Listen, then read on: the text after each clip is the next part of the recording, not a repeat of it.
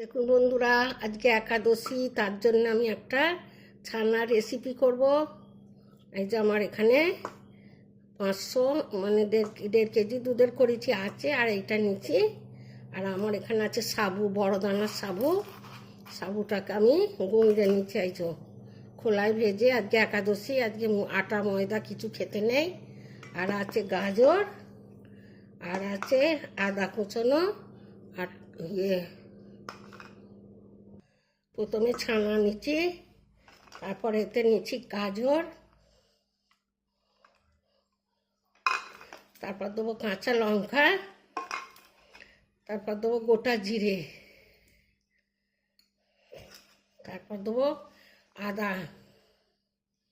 এটা একদম তো কিছু দেওয়া চলবে না, লেবু রস,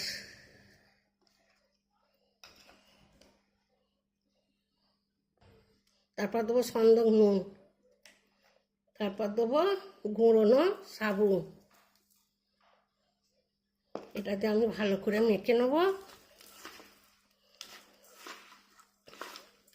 জল ঝরানো ছানা আর গ্রেট করা গাজর আর আছে সাবু গুঁড়োনো, ভালো করে মেখে নেবো। এতে আমি একটু সামান্য চিনিও দেবো, সামান্য চিনি।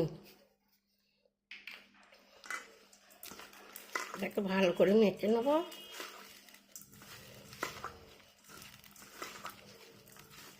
মেখে একটুখানি মনে হচ্ছে সামান্য জল দিতে হবে।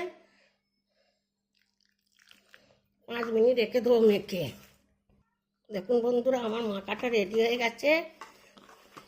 5 মিনিট রেখেও দিচ্ছি। এবারে এগুলো তেল হাত করে একটা একটা করে তৈরি করে নেব।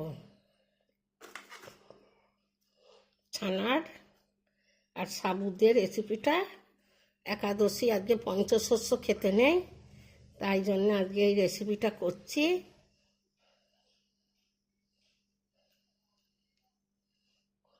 এইভাবে সবগুলো করে নেব,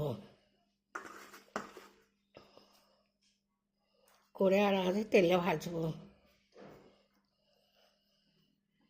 একাদশীতে আমরা খাই না কিছু, সাবুরি জিনিস খাই আর ফল টল খাই।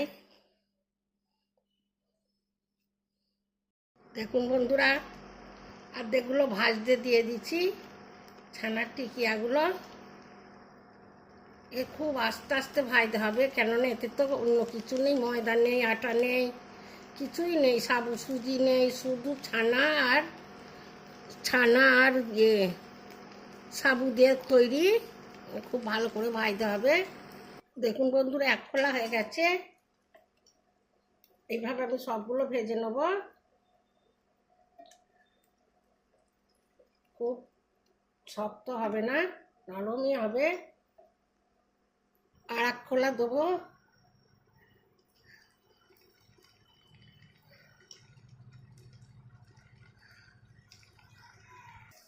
আর 1 খোলা দিয়ে দিচ্ছি।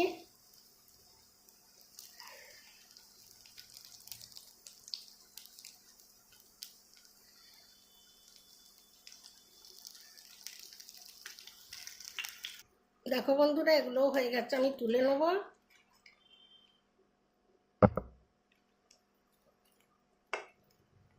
তুলে নিয়ে তারপর তোমাদের দেখাচ্ছি কত সুন্দর।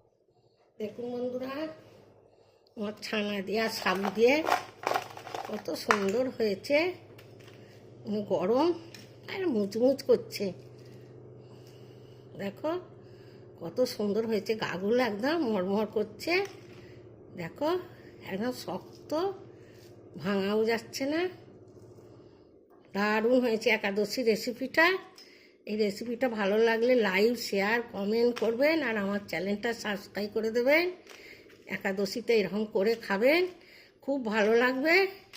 আসছি, আপনারা ভালো থাকুন, সুস্থ থাকুন।